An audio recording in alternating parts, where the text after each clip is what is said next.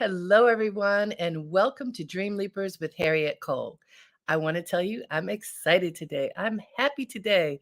I have a very special guest, someone I met a few years ago when I was doing something I'm still doing, being a senior fellow at CoGenerate. That's what it's now called. This incredible organization that puts people across generations together to make magic. And one of the magic makers is our guest today. Let me tell you about him. He is Scott Shigeoka. He is an influential author and sought after speaker with a book that has come out just now, and it's titled Seek: How Curiosity Can Transform Your Life and Change the World. His diverse career spans speaking engagements at Pixar, Google, and Airbnb, as well as hosting the acclaimed series Made in America. Additionally, as a senior advisor at Good Energy in Hollywood, Scott works on integrating climate narratives into popular media, so very important. With a background that includes roles at the Washington Post and IDEO, their work has been featured in notable publications like the New York Times and Rolling Stone and many others. Currently a faculty member at the University of Texas at Austin, Scott teaches innovative courses on healing and curiosity. It's all about curiosity. Please join me in welcoming Scott Shigeoka. So happy to be here. Thanks so much, Harriette. So proud of you. When we met, you were working on this book, and then you did a super deep dive. Like you closed things around you so that you could focus. I'm here to tell you, Seek is filled with not just your ideas, but when and on the back of your book, there are people who say this. Here, I'm going to read one of them. Grounded in science and stories, Scott Shigeoka's exploration of curiosity is full of energy, wisdom, and healing. This is from Judd Brewer, who's an MD, PhD. There are so many studies that you have synthesized and, and sought to understand. So it's not just your opinion. There's a lot of scientific background and research on human dynamics that goes into it. What got you interested in curiosity in the first place? Yeah, well, I think back to like when I was younger, and I think about the moments when I felt really lonely and isolated. And as I am now an adult, looking back at that time, I realized there was a lot of incuriosity happening around me. People weren't asking me questions, weren't engaged in my life, weren't sort of involved or curious about me, right? And that made me feel like I didn't matter. It made me feel devalued. It made me feel not seen or heard, right? And at the end of the day, I think the moments when I started to shine, when I started to come alive, being like, wow, I have a voice. There's people interested in what I have to say, what I'm thinking. They're asking me questions. That was the beginning of me, forming deep relationships. That was the beginning of me feeling really heard and seen and like I actually mattered. And so, I learned from a young age that when we turn towards others with curiosity, it's an act of love. It's a way of helping people to feel seen, heard, and valued. And when we turn away from them with incuriosity, it's actually an act of hate, right? It's a way of saying, you don't matter to me. I'm dismissing you. I know everything I need to know about you. And there's nothing more I need to learn. So it takes a while to even find the language to understand what you just described. Clearly, there's been a lot of processing for you to get there. Do you have a moment that you recall when curiosity is what you needed to hold on to, that this is what I'm looking for, this is what matters? Yeah, I think like more recently, after the 2016 presidential elections, I was just feeling like we were in this era of incuriosity, and I was just feeling it with my friends and coworkers and on social media. There was just all of this vitriol and arguments, and I believed a lot of it too. I thought, wow, like folks who are voting for Trump, they must be, uneducated or illiterate or just hateful. And I had this very flat view of who they were. But as I kind of took a step back, I realized I don't really know many people who actually voted for Trump, and I don't know their stories. I'm not humanizing them, right? I'm just believing what I'm seeing on some news channels or, from some friends. And so, I went out on a road trip in 2019, and that's really when I started to see what curiosity could bring to us. I started to go to Trump rallies. I started to go to Republican meetups. I broke bread. I, gathered around in dinner conversations. I just went up to people and said, "Hey, I was honest about who I was. I'm like, I'm Scott, I'm queer, I'm coming in from, the San Francisco Bay Area, I'm progressive." But, I hear all these stories that I feel like only give me one perspective. I need to learn more about who you are, the human you are, the values you have, why you believe what you do. I'm really genuinely curious. And I want to know. I don't want to just believe when I'm hearing from like some media channel or just from some friends who have a narrow view. Like I want to hear from you because this is your story. Like, would you be open to having a conversation with me? Like this is in line where we're waiting for hours to get into a Trump rally. You know what I mean? And people were actually open. People were open to doing it. You describe this in great detail in your book, Seek, Yeah. and SEK, Seek. I want to say that this was an incredible act of bravery and openness on your part to go into places and spaces online at a Trump rally where, people are fired up. That's the nature of politics anyway, but in particular, the nature of a Trump rally. Yeah. We see that again now. Sometimes it can get dangerous, Mhm. and especially for you. So let's talk about that timing. This is when the Stop Asian Hate movement had begun. You are obviously an Asian man. You are a queer man. You are saying to them, you're Mhm. from, the other coast, which is not where you were. Were you ever afraid? And did Oh, fear, yes. how did fear impact you?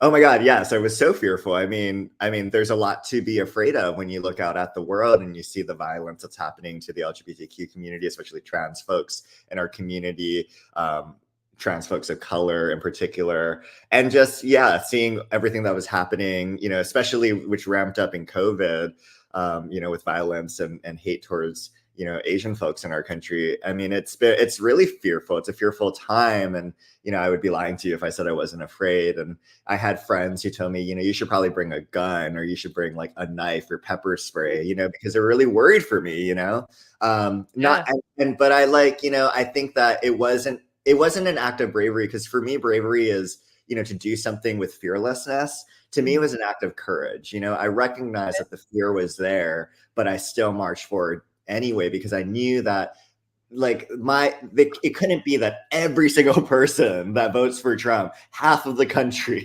at that time, was, out to get me. I just didn't want to believe that. I couldn't believe that that was true, that there was that much hate in our country. And I learned, yes, there were moments that sort of validated the hate and the vitriol that I had seen, on the news and online and from friends. But there were many other conversations that I had that actually were really powerful and connective. And, we asked each other questions. And, I was thinking, wow, that might have been the first time that they met an Asian progressive queer person and had a really meaningful conversation. And that contact with one another, I was definitely transformed by that. And I'm sure they were too, because they weren't coming in from a point of defensiveness, or, they weren't feeling attacked, right? They were like, wow, this person actually wants to hear my stories and see where I'm coming from. And I was told that by people. They were like, I'm really impressed you're doing that. I can't believe you're doing that, actually. And so what was and is your hope for going into spaces where actually one of the things that you describe is it wasn't just their beliefs that might have been closed off, but yours too. There are these stereotypical views that we have of each other based upon the boxes that we have checked. Yeah. What was your hope then, and what is your hope now for bringing your curious self into different territory and where it might feel against your values and your views? Yeah. I mean, I totally understand the framing of hurt people, right? I mean, I grew up, as a queer boy, in this dominant Christian narrative that, at the time when I was growing up was very much like, if you're gay, that's a sin, you're going to hell. It brought a lot of shame and self-hatred towards me. And what I didn't know at the time was that there were many Christians out there in the world and Christian congregations that were actually pro and accepting and celebratory of the LGBTQ community. But I didn't know that at the time as a kid. And so I grew to really, have a lot of resentment and a lot of hatred towards, the Christian faith and people who were Christian. And a lot of that stemmed from my own spiritual injury, my moral injury growing up, and feeling like, wow, these are people who have othered me and demonized me. Like, I'm going to give that right back to them. And it wasn't until, I had a friend that actually opened their doors to me and said, not all Christians are the same. Like, no two Christians are the same. Please come to my church. You'll see a different way. And because we had an existing relationship, I said yes. And I joined him. And there was a pride flag hanging in front of the church. Like, I couldn't believe that. And everyone was so accepting. And I started to feel like this hate that was inside of me wash away, and realize, like, wow, like, I need to come in with more curiosity when someone says, I'm a Christian. Because at the time I was like, oh, I know everything I need to know about you. Like, get away from me. When, again, this is like a lot of people in our country that I was just canceling and cutting out from my life because I grew up, in this really hurtful environment. And so, I think that the same is true across different, realms. It's not just, the faith and LGBTQ divisions, but it's also in politics too. We, of course, are in this fearful time, and there's a lot of suffering going on. So the thing that we want to do is stay comfortable and stay in our bubbles, but we're cutting off people. We're dehumanizing them even. And I see this still happening today with, geopolitical crisis that's happening right now in Israel, Palestine, with, what's going on in our political arena across the generations, which I know you and I are working on. We're constantly dehumanizing people. I mean, okay, boomer, that is dehumanizing, saying all Gen Z and millennials are entitled and lazy. That is, stereotyping, not helpful. It's these are assumptions that breed hate and othering. And that's my goal, is to, show that there's this path that's right in front of us that we're all born with, our curiosity that can actually help us to bridge these differences and come at one another with love and with acceptance, and not necessarily agreeing on the views. Like, I didn't necessarily convert to Christianity, but I did really understand a lot more about Christianity, the divine, God, rituals, things that are so rich and powerful for so many people who I love, right? So, curiosity opens the door for so much potential. That's beautiful and powerful. And I, want to address one of the things that you mentioned, because it is something we've worked on, and that, I coach a lot of people, many corporate executives who are challenged right now. I mean, I could name individuals, which I won't, but who are cross-generational in leadership and having really feeling completely stuck. Well, the younger people, however old they are, the younger people don't want to do anything. They're lazy. They shut off at X time. They don't, they say we're too harsh. There are all these things that I'm listening to, and I'm listening to it on both sides, and people are not. I'm listening. They are not listening to each other.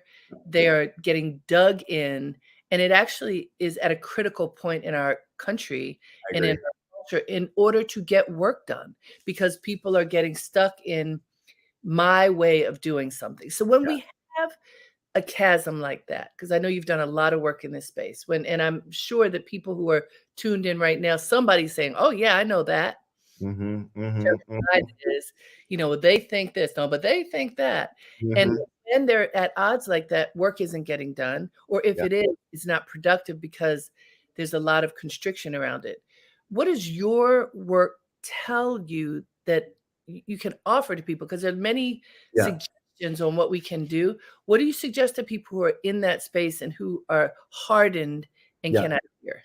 Yeah, I think when you're feeling a sense of discomfort, that is when it's really easy for us to be curious. And so I always tell people, when you're feeling discomfort, that's a moment to remember these 3 words, which is tell me more. And I like to say that this isn't just about across politics or across faith, right? This is about when we go back to Thanksgiving for family reunions, or we're around the dinner table with the people we love, or we're sitting in a conversation with our kid or our teenager who has a very different viewpoint than us, right? This happens in our homes too, where sometimes we meet them with curiosity, no matter how much love that we have. I'll give you an example. Your kid goes to soccer, a soccer game, and, they win the game, but they come to you and they say, like, Mom, like, I did a bum job. Like, I really failed at the game today. I didn't do a good job. And, what you might feel in that moment is, no, like you did great. Like your coach said you did great. Your team members said you did great. You won the game. You did great. Like, don't know, like enough of that, Right. And what that tells a child is, the way you see the world, I'm not interested in understanding that. And instead, I want you to see it from my point of view, right? Mm. But, and that is in curiosity, because you're trying to, it's almost like parental gaslighting, you're trying to tell your Mhm. child, don't look at it that way. Don't trust your intuition. Don't trust the way you see the world. Trust my way. When instead you can say 3 words, tell me more. Why do you feel that way? Tell me more. You're not saying I agree. You did a really bum job at that soccer game. You're saying, I want to connect with you. I see this opportunity, to connect with you. You're hurting right now. I know you're feeling really down. Like, tell me more about that. What's going on for you? And you exercising your curiosity in that way by just saying 3 words, tell me more, is allowing them to express their emotions, to open up about what they're feeling. Maybe it helps you to, really show, parts of them that might have a self-critical voice, and to embrace that part of themselves, to be aware of that side of themselves. Maybe you realize, wow, they're actually not being self-critical. They just have a different definition on failure. Like, you see failure as a parent as like devastating, but they're like, no, it's growth. I'm like, we're learning about this in school, and like, failure is good, mom. So I think, that's like a really big insight for folks, is that this happens it's not just like these huge societal divisions when we need to be curious. It's in the everyday moments in our families, in conversations with our aging parents, with our children, with our siblings, around the dinner table, that really, really matter as well. That's powerful. Hey, this is Dream Leapers with Harriette Cole, and we are talking with the wonderful Scott Shigeoka, who has written Seek: How Curiosity Can Transform Your Life and Change the World. You hear this? Transform your life and change the world. This is big thinking, and big thinking is what it takes. Thinking out of the box, believing that in this time and space, in our culture, in our world where so much is going on, that Mhm. it's possible to stay positive and use positivity Yeah. to break through. And that is really what I see in you and in this book throughout every page. So there are lots of things in the book that I want us to dive into. You talk about curiosity. Well, I'll put it like this. I learned one time that, like, in Alaska, so I'm from Baltimore and I live in New York. So it's Mhm. the East Coast, relative, 4 seasons, but temperate, right? In Alaska, it gets cold and there's a lot of snow, and they have a ton of names Mhm. for types of snow, where we just call it Mhm. snow. And I mean, basically, flurries is the other thing that we'll say. And I'm using that as an example because you have many definitions of curiosity. Curiosity is not one thing. And so, one of the things that you spend a lot of time in the book talking about that I'd like you to describe is deep curiosity. Mhm. That's where, I say the magic. I feel like that's where the magic happens, when you really can go deep. Can you explain to us what deep curiosity means to you and why it's important? Absolutely. And I just have to say, Alaska, I went there for the first time this year, and that is a whole different place. But it is the only place in the world where I've ever ice skated on a frozen lake to a Wow. glacier. So, I mean, Alaska is full of, wow, so much awe, so much curiosity. I'm like, if you want to get curious, go to Alaska. I I promise love it. you'll walk away feeling I'm glad curious. I used that as an example. Yeah, so I like, curiosity, what is it? It's defined as a desire to know, or, this active search for understanding. And I like to say that it's on a spectrum. So on one end, you have shallow curiosity, and on the other side of the spectrum, you have deep curiosity. So what does that look like? So shallow curiosity is about, using it to extract information or to learn things about someone else. It just gives you some basic surface level insights about another person, let's say. So you might say, hey, what's your name? Oh, Harriet. Oh, I'm Scott. So that gives you some shallow information. Or, oh, hey, like, what do you do for work? Or what are the things you're into? Oh my gosh, that's really interesting. Tell me more. You might say, where do you live? Oh, you're okay, gotcha. Like, cool. I'm in the Bay Area, right? Like, gives you some surface level insights and information on who that person is. But as you go further down the spectrum towards deep curiosity, you start to dive beneath the surface. You start to really see people in a more nuanced, complex way. You see their values, their stories. You learn so much more about them. It's like a richer picture. So instead of asking a question like, hey, like, what's your name? You might ask a deep curiosity question like, what's the story of your name? Right? Like, who named you? Tell me about your relationship to them. What, why do they name you that? Like, I want to know, how could we like learn more about the stories of our names together? Right. And it's just, a great way to see their culture, the people who named them, their relationship to them. It gives you so much more context than, hey, what's your name? Oh, Harriet, Scott. Cool. Okay, moving on. By the Right. way, I just want to jump in on that for a second because one of the things that happens a lot Yeah. in networking, which, we're moving into the big season of networking as we end the year. A lot of times you meet someone, you say your name, and in 1 second, people have forgotten your Yeah. name Yeah. because it doesn't mean, I mean, it means something to you, but it may not mean anything to them because you haven't taken a moment to share something that creates a memory, Yeah. right? That Yeah. that that goes to a deeper curiosity, right? So I Totally. love this That's because it's I mean, for me, I actually have a hard time remembering names, not because I don't care, yeah. it's just something in my brain, but what you just described, if you take the time to learn a story, to learn Mhm. the story of a person's name, there's such a better chance that you will remember them Yeah. and their name, so it's creating meaning. So let me ask you, on Yeah. Should this we model that? I don't know. I want to hear the stories of our name. Should we model it? oh, let's model it. So Scott, you tell me first. Tell me Yeah. your name and what it Yeah. means. Well, yeah. So the story of my name, Scott Keone Shigeoka, and Scott, Keone Shigeoka all represent three different cultures, and my parents really wanted me to like remember that, to hold that with me, to understand that culture is a root, it's a foundation for how we move through the world. So Scott is like the U.S. side of me. I was born and raised in Hawaii, so Keone, it's a Kanaka name. Like I'm not Kanaka Maoli, but like they wanted me to like really honor and remember like where I was born and the islands and the community that gave me so much in Hawaii. And then Shigeoka is my Japanese ancestry, which basically means the mountains that disappear into the distance, which I think is why I've always been so attracted to hazy mountains that kind of fade. And I just it's a reminder to just like be inland and like get out there into the Aina, into the water, and just like remember that it's not just people and these like concrete cities. There's also this rich, wonderful nature that I am connected to as well. So that's Scott Keone Shigeoka. What about you? What's the story of your name? I totally believe in the what's in a name. I wrote about that in my book, How to Be. I totally believe in this. So my name is Harriette Ann Cole. Notice the spelling of Harriette. Mhm. And I have to tell you the short story. When I was in elementary school, there was a commercial, and this was when there weren't a lot of commercials, but this was a huge commercial. And I was the tallest, skinniest one. I wore glasses when it wasn't cute, and I Mhm. was really awkward, and kind of shy. So I'm mounting the steps of my elementary school, and the kids start chanting this commercial. It says, Harriette, the Ajax cleanser shakes out white, turns blue. It was like Ajax cleanser was the big cleaner. Mhm. So, Harriet does mean in Teutonic housewife. That's a Mhm. name of it, not connected to me, but it means that. And this name was used, and they were chanting, they were being silly, but Yeah. it made me really feel bad. When Yeah. I got home, I said, my mother said, what's wrong with you? And I told her, and she usually is so sweet and gives me a big hug. And she sat me down with the stern look in her eyes, and she said, do you know the origin of your name? And I Mm. was like, no. She says, wipe away those tears. Let me tell you.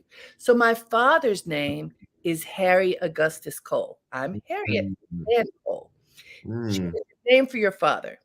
My father was the first Black state senator in Maryland, and Mm. he later became the first Black judge on the Maryland Court of Appeals. Bill Clinton renamed the main post office in Baltimore for my father right Wow. before he left office. He's a historic figure of tremendous import, and Wow. I'm named for him.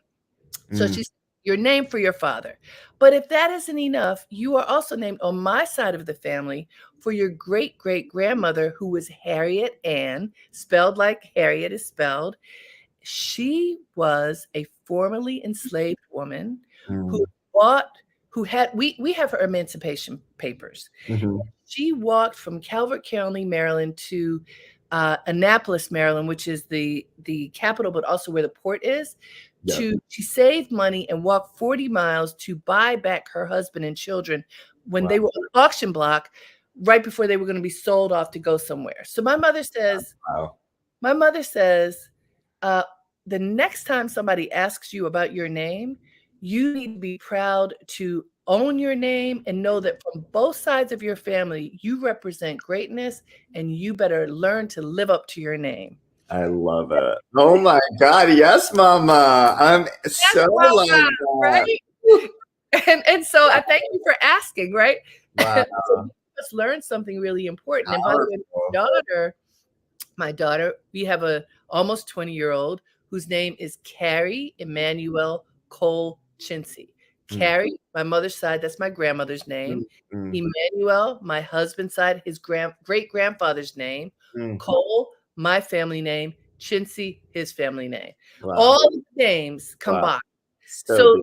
how powerful is that, So right? beautiful. I mean, just in like what, 2.5 minutes, we dropped in. We went below the surface. We We learned went so deep. much about each other, where we grew up from, our families, the ways that we feel about our families. I mean, that's what deep curiosity is. I can't think of a better way to define it than to just model it. I mean, And I thank you for asking. I don't often tell that story, mm, but it went from me feeling so diminished and hurt to me mm, feeling completely empowered right. and having a blueprint for how I'm supposed to live my life.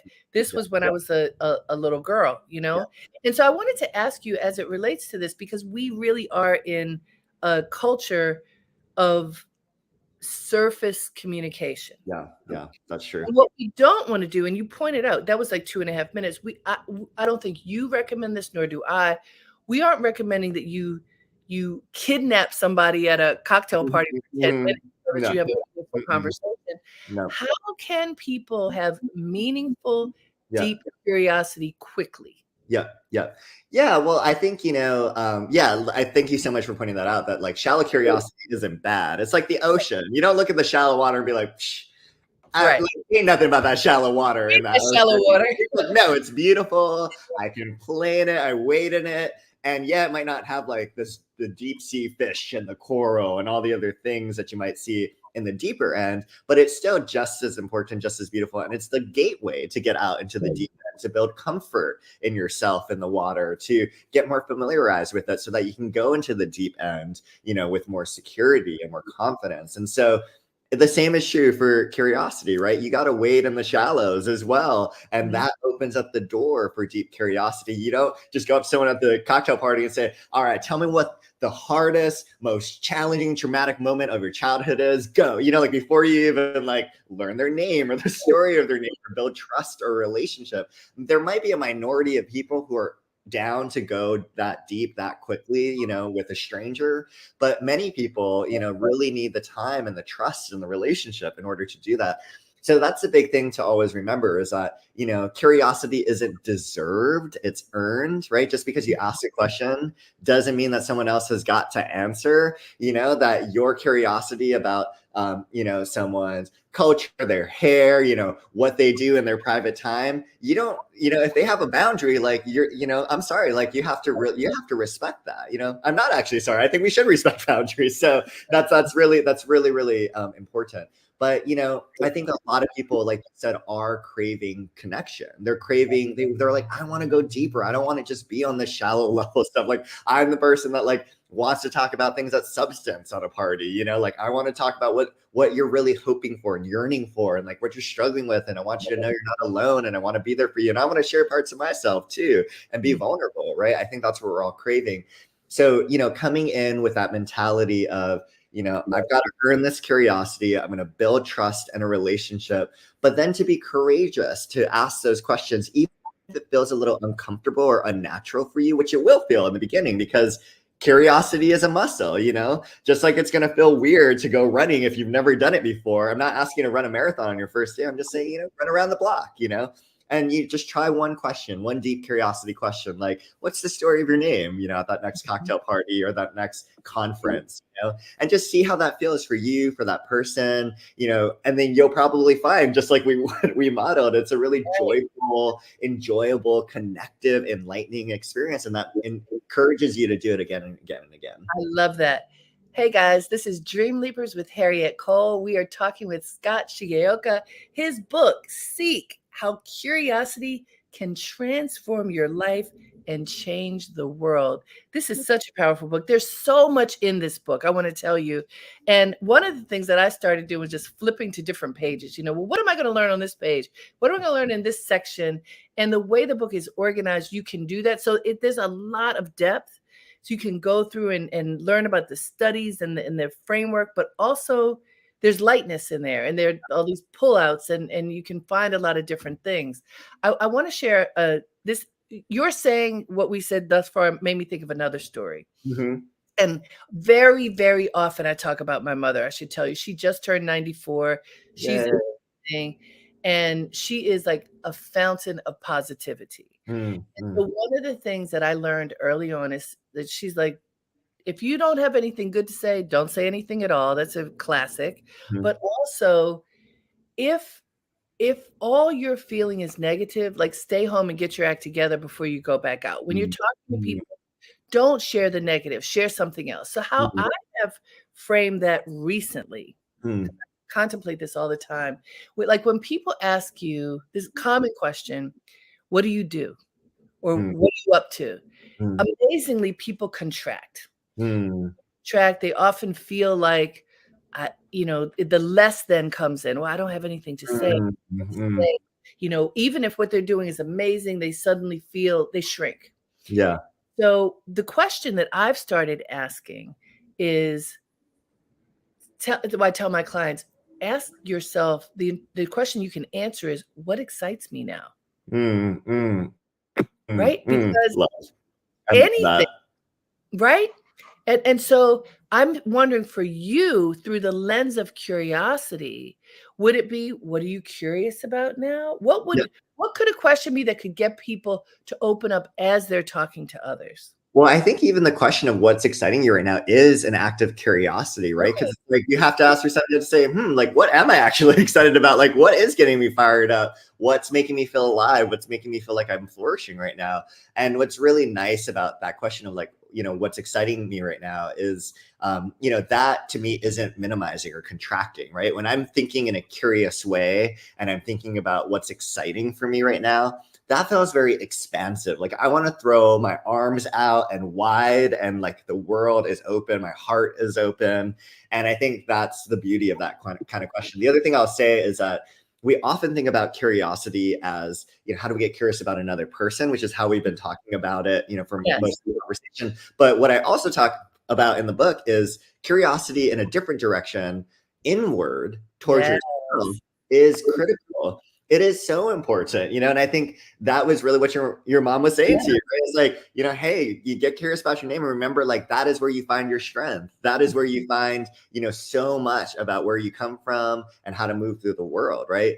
We're sometimes searching and getting curious out there, in an external world from other people, when so much of the wisdom is actually already inside of us. So we have to turn that curiosity inward. So I like to tell people that too. If you're someone that like really gets out there, gets curious about other people, you're in conversation, you're like, oh, I'm a curious person, well, then I ask, how are you showing that same curiosity towards yourself? What are the ways that maybe you consciously or unconsciously are hurting yourself? How do you love yourself? How do you, what excites you? What pains you right now in the world? And how do you take care of yourself in those moments? I'm an officiant. I love officiating weddings. Like that's one of my biggest joys, and the most humbling, and the greatest, opportunity you could ever have, I think, in life, is to like stand there in as people are like marching forward in their moment of love. And something that happens in ceremonies is we give vows to the other person. We say, here's what I vow to you, on this journey of love and life. What I always tell couples is, hey, before the ceremony, let's grab like a meal together. Let's be outside somewhere together. And let's write a vow to ourselves, like to yourself. How do you want to show up for yourself in this relationship? Because when you show up for yourself, you're in touch with your needs, your desires, how to take care of yourself, when your energy levels are low or high, having that self-awareness curiosity towards yourself is going to help you show up better to your partner, your children, your family, your community. So yeah, curiosity is not just about, let me get curious about this other person. It's no, curiosity is also, let me get curious about what's inside here, inside of I me. love that. And in this book, in Seek, you have a section where you talk about creating these vows to yourself, which, by the way, I think is incredibly important, especially you talk about officiating weddings. What keeps people married for a long time is being able to come back to, what is the commitment that I've made, not just to the other person, but to myself, about how I want to live my life, and being able to build your life, but also staying in alignment with the values that you have. One of the things that you've written in the book, you have practices for value. Yeah. Can you talk about what value means to you and what practices you are recommending that people can engage in order to stay in alignment with what they value? Yeah. So value is the V in the DIVE model. DIVE is an acronym. It's the 4 different muscles you can, exercise to access deep curiosity. So D is detach, which is to let go of your assumptions, your biases, uncertainty. I is intend, which is to create the mindset and the physical setting for curiosity. V is value, which is to see the dignity of the person you're being curious with, which includes yourself. And then E is embrace, which is to welcome the hard times in your life with openness. And, for V in particular, all of those, in the book, I explain in more detail what they mean and how you actually practice that and the research that supports it. But you asked about V in particular, which is value, which is to see the dignity of the person you're being curious with. And, I think that's especially important in today's climate that we're in, because there is so much devaluing that's going on. It's really heartbreaking to see how folks are being minimized and flattened and othered just left and right. It's just become like a weaponized tool that we use on social media, in person, in our families even. So value is all about, how do we start to humanize people, even those that we disagree with, even those who have walked a very different life experience than us. How do we value them enough to actually ask them questions, to see what their world is like, what we share in common, what might be different to us? And I use the example of what happened in Canada with the Truth and Reconciliation Commission, the TRC. There were these groups of Indigenous leaders that came together and were trying to give voice to the many, many people who were impacted by residential schools in Canada. They were these horrific institutions that ripped Indigenous families apart in Canada and caused a lot of trauma. Kids were killed in these and abused in these schools. They were just a really sickening institution.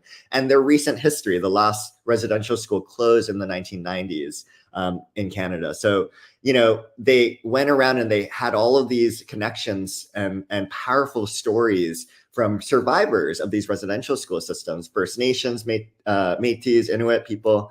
And they said, it is important for our non-Indigenous Canadians to really understand what we went through and to really listen to our stories with deep curiosity, because it's only through understanding us will you empathize and then be able to work towards reconciliation and repair and a path forward where this never happens again. Because when you know how people have been othered or devalued and what that's made people feel or what that's caused to people and their families, you like, most people are good. Like, most people don't want that to happen. So, but it takes an awareness and it takes curiosity to know that that is going on. So they've traveled all across the country. They went to, lobbies and hotels and conferences and parks and schools, and they shared these stories in a trauma-informed way. And it was really uncomfortable for many non-Indigenous Canadians to sit down here in their seats and listen to these tragic stories, but so important because they didn't know about them. It wasn't common knowledge. And by learning what was going on, they were like, this can never happen again. Like, what can we do? How do we help? How do we repair? How do we reconcile? So that's like the real power of deep curiosity, is when you really understand people's stories and you understand the systems or, what's actually impacting the institutions that are impacting groups of people and causing suffering and injustice. you being deeply curious and knowing their story is going to activate you and is going to get you fired up, and it's going to say, okay, this cannot happen. I know the truth now. Like, what can I do to prevent this from happening ever again? And that's the world I see, you know? That's powerful.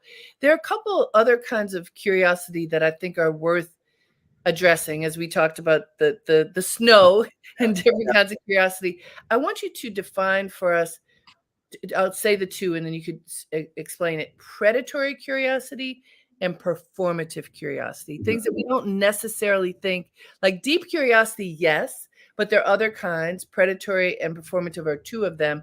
What do those things mean, and and what are the cautions that you have about them? Yeah, predatory curiosity is when it looks like you're being open-hearted and curious, but there's actually an agenda or some kind of motive underneath it. So you're asking someone about their politics and, you know, their positions around something, and then you're like, oh, well, actually, I read something that, you know, completely contradicts what you're saying, and my point of view is right, and therefore you just walked yourself in a hole, you contradicted yourself, you know, and it's just like, that's not real curiosity, because It's also not listening. it's also not listening, because you're just waiting for that moment, right? For, you know, and curiosity and listening, by the way, are like very, very connected. Like they really need one another. And, you know, it's kind of what a detective does or a prosecutor does, right? It looks like, oh, wow, they're asking open questions, they're leaning in, you know, they may even have a smile on their face because they're building rapport, but there's like a reason, there is a motive that's behind it, right? That's underneath it. Real curiosity is open-hearted, it's open-minded. You really do not know what you're about to encounter, you know, with this experience, another person. You don't know what they're going to say. You don't know how it's going to conflict or affirm your own views. You're just coming in with an open-hearted curiosity. That is what real curiosity is.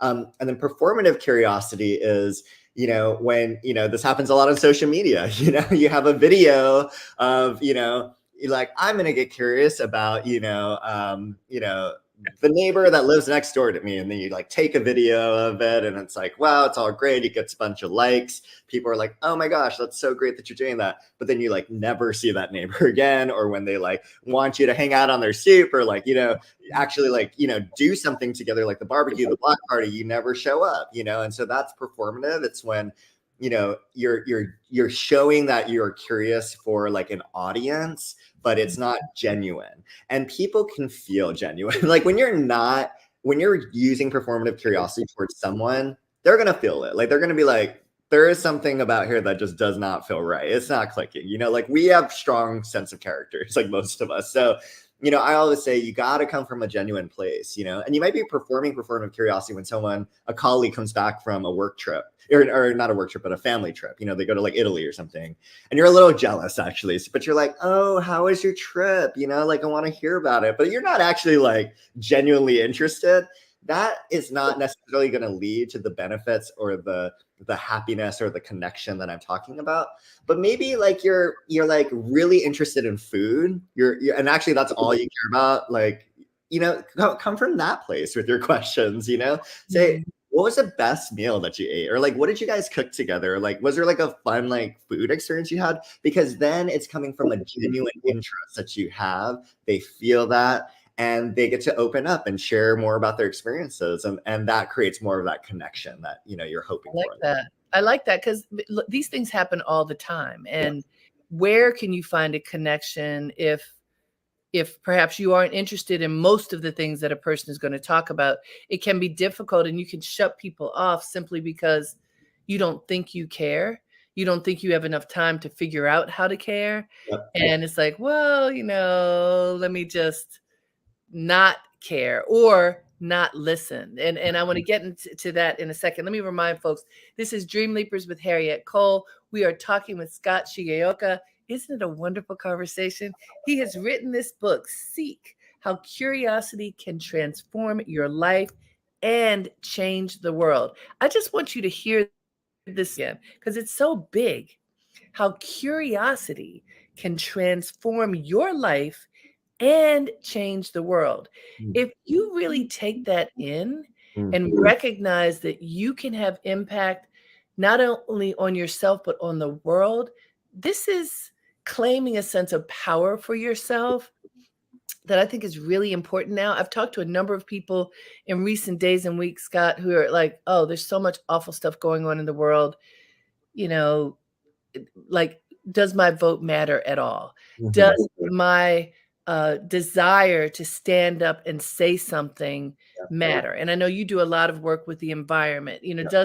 okay, the environment is going to hell. Does it matter if I recycle, or does it matter if I care about the carbon footprint, or whatever it might be? A lot of people are at the point where they have given up Yeah. because they don't think there's a chance Yeah. to turn the corner for humanity, for the globe, etc. Your book title suggests that they can. Yeah. And why do you believe that? Are you just the eternal optimist? Should we like say, okay, Scott, he's a nice guy and everything, but this is pie in the sky? Tell us why it's not. Yeah. So, here's the thing, just like listening and curiosity are friends, so is hopelessness and despair and incuriosity, right? Like when folks fall into this, like, there's nothing I do, nothing matters, nothing will ever change. That is certainty, essentially. You're saying, I know everything that I need to know, and I know for certain 100% that this is never going to change. The future is going to be the way that I can predict. And I know everything. And it's almost an arrogance, actually, right? It's the same way that you would say, like, I know 100% about someone else who votes in a different way or from a different generation. I know everything I need to know. There's nothing new I need to know. There's no way they're going to evolve or change in the future, right? But that's just not true. Like, we live in a world that is full of unknowns, and our belief in certainty is really an illusion. There's so much constantly changing. We know this through history, right? Aristotle said, hey, y'all, like, I think that everything in the universe revolves around the earth. And then Copernicus and Galileo were like, no, pretty sure it revolves around the sun, right? Like, we're always changing our beliefs, and things throughout time and through history are constantly evolving. And the same is true. If you're feeling despair or hopelessness, remember that is coming from a place of incuriosity, from your ties to certainty. So instead, what I recommend is to come from a place of curiosity, to really say, like, what are the stories I'm not hearing on the news that are actually good ones, positive successes and solutions, right? Because in even the environment and the climate movement, I mean, yes, we are losing right now. I'm not going to, sugarcoat that, Right. but there are definitely examples and pathways, through the indigenous community, through ways that community and people power are mobilizing together, the ways in which legislation like the Inflation Reduction Act have been passed. Like, these are monumental steps, that we have never really seen before at a global scale, even, that we also need to be taking into our consciousness. So, be curious and continue to say, what might be different? How could I be a change?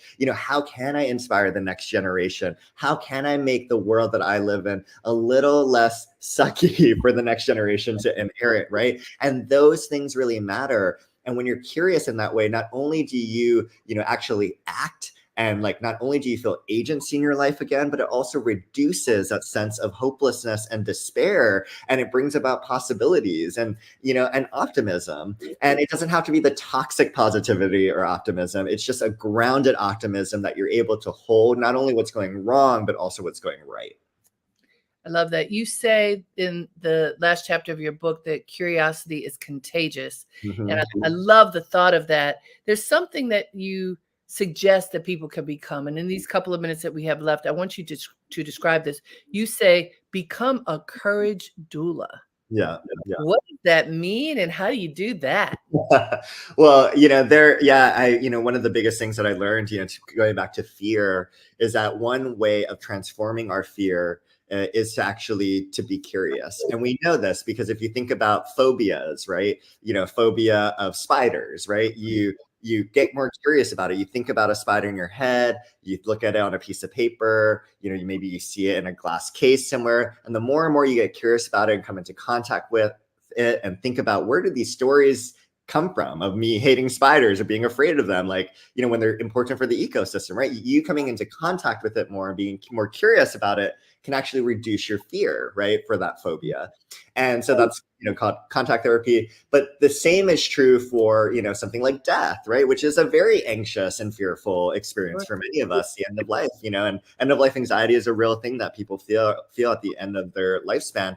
And one of the things that I've learned from end of life doulas like Alua Arthur, or, you know, palliative care physicians and nurses, is that when you acknowledge and validate where someone is coming from when they're at the end of their life, and you see them for who they are by using your curiosity, and you tap into the collective curiosity of you and that person by asking them questions about how they're feeling and what, you know, their true feelings, and, you know, what their life meant to them, and the relationships that are important for them, and, you know, who they want around them as they're, you know, are in these final stages. Even though it can feel uncomfortable or scary to ask those questions, that is actually what helps people to feel so seen and so heard and so acknowledged in those final moments, which is actually not just an expression of love, but liberates them in many ways from that anxiety that they're feeling, right? And so, you know, there's so much wisdom in how we can unwind anxiety and fear by approaching it with curiosity. So that is what being a courage doula is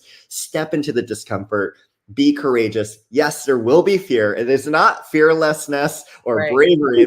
There will be fear, and you will be scared at times. But when you are curious and you ask those questions that feel really daring and are connective, it can take you to a place that can birth new life, right? That's what a doula does in many ways. I love that. Scott Shigeoka, author of Seek: How Curiosity Can Transform Your Life and Change the World. Thank you for bringing this book into the world. It is so much joy and groundedness together. Congratulations. And, you know, we appreciate the fact that you've offered it to us and made many, many people read it and use it. Thank you, Scott. Thank you so much. Hey guys, I told you this was going to be a great conversation. Get your copy of Seek right now, Scott Shigeoka. I promise you it'll be worth it. And what is it going to do? Help you leap into action right now. Until next time, have a great day and make it count.